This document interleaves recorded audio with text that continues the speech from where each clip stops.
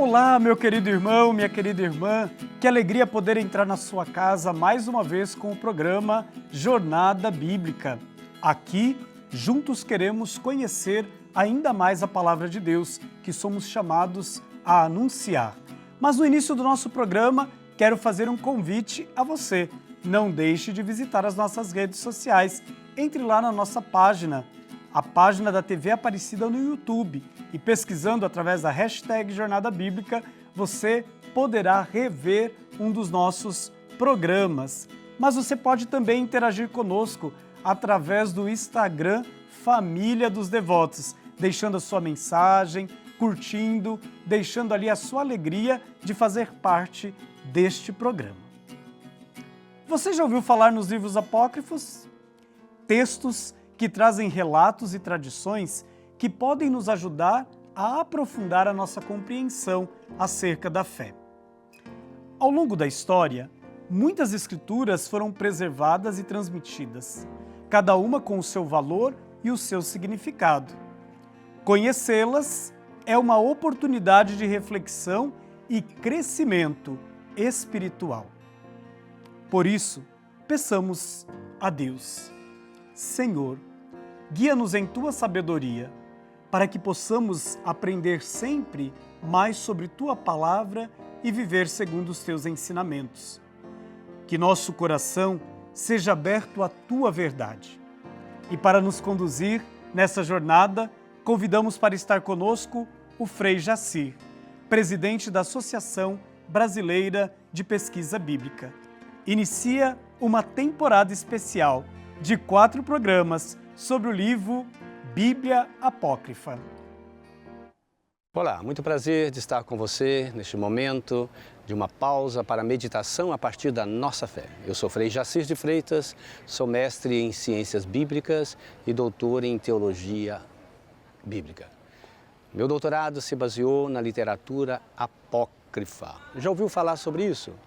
É muito interessante. Dessa literatura apócrifa, produzi, durante uns 10 anos de trabalho, essa Bíblia apócrifa, que recolhe todos esses textos de uma literatura apócrifa, que vai desde o século II a.C.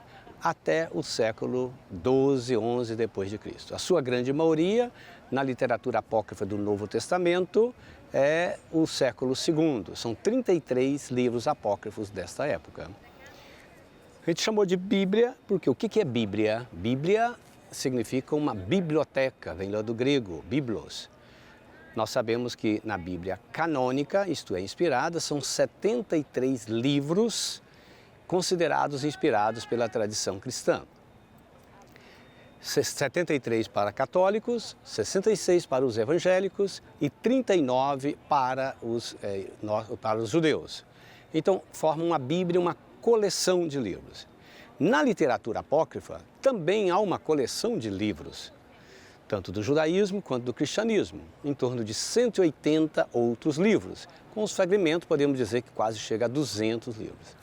Então, a gente produziu esta Bíblia apócrifa, por isso coleção, Segundo Testamento.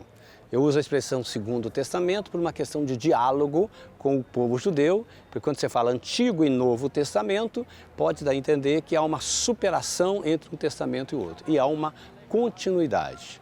Então, segundo testemunho dessa presença da revelação de Deus no meio de nós, seja para os judeus, seja para os cristãos. Então, nós temos a Bíblia do Antigo Testamento, dos apócrifos do Antigo Testamento e do Novo Testamento. Entendido isto, eu foco então aqui os apócrifos do Novo Testamento. Então, a gente recolheu nessa Bíblia, primeiro, uma grande introdução do que seja essa literatura, a diferença entre Bíblia canônica e Bíblia apócrifa, e depois a questão dos evangelhos da infância.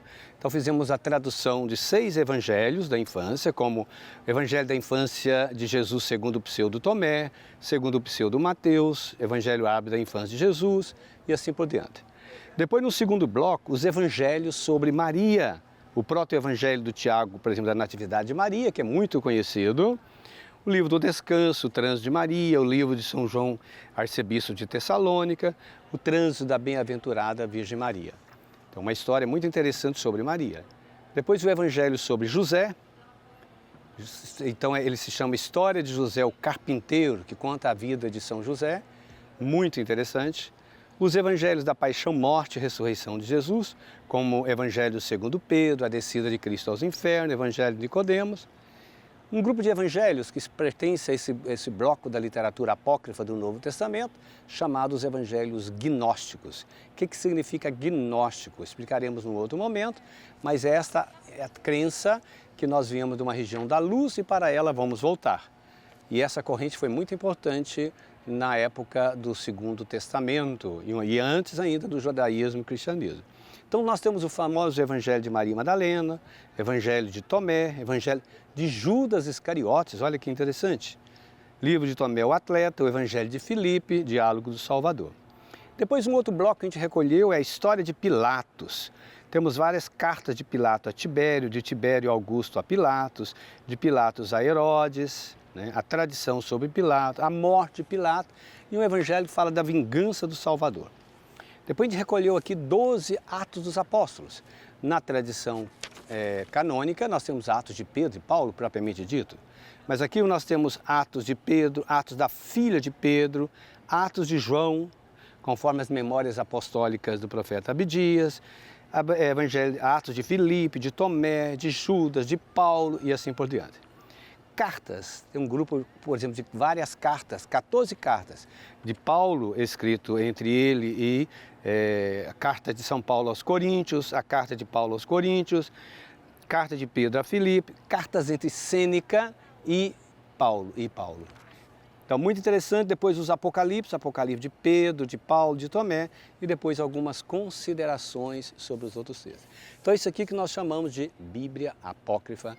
Apócrifo é uma palavra que significa escondido, que os cristãos utilizavam de forma escondida. Já vem lá do mundo grego, de Aristóteles, significa escondido. Nas igrejas, por exemplo, você tinha as criptas, e essas criptas eram então utilizadas de forma para enterro dos papas, então vem disso aí, escondido.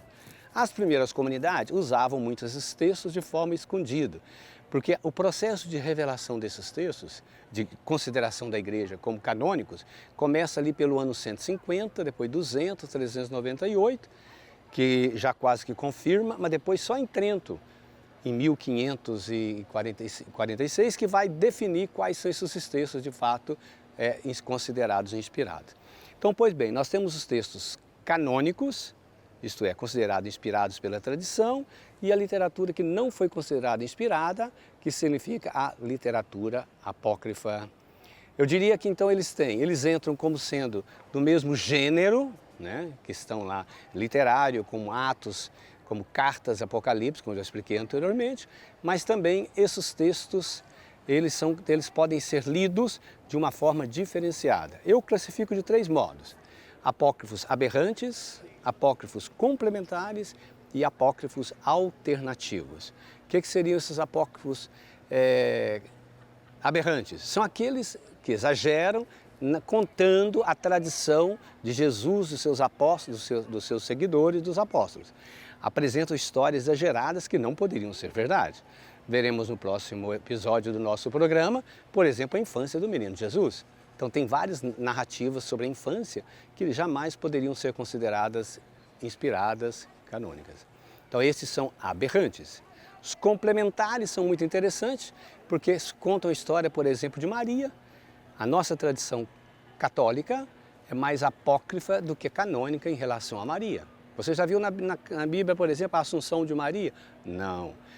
Então lá tem toda uma história como a Assunção de Maria, a consagração a Maria está presente nesses textos. Então, textos complementares, aberrantes em relação ao canônico oficial, complementares em relação ao oficial. E alternativos, isto é, são textos que refletem um pensamento diferenciado daqueles que considerados os inspirados. Então, cito como exemplo aqui o Evangelho de Maria Madalena, que vai trazer uma relação muito próxima de Jesus com Maria Madalena, vai discutir sobre a questão do pecado. Será que o pecado existe? Ou somos nós que perdemos o estado de graça e o pecado age entre nós.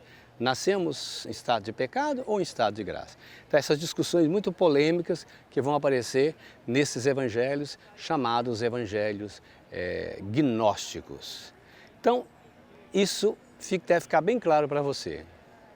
Apócrifos aberrantes, complementares ou alternativos. Do ponto de vista geral, o que nós poderíamos dizer sobre esses textos na relação com a tradição canônica, estipulada e organizada, como a Igreja fez ao longo dos tempos? Dizer que esses textos eles são importantes, principalmente como literatura. Não é nenhum nosso objetivo, né? Eu passei vários anos traduzindo, há mais de 20 anos que a gente trabalha com essa literatura. O meu objetivo não é fazer com que esses textos passem a ser considerados inspirados, de jeito nenhum. Entrar como textos inspirados dentro da tradição. Mas uma tentativa de fazer com que eles possam ser reconhecidos como literatura, assim como foi ao longo da história.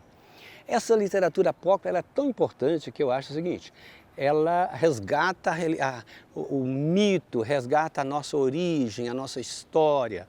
Ela foi muito importante para complementar na pintura, na arte, né?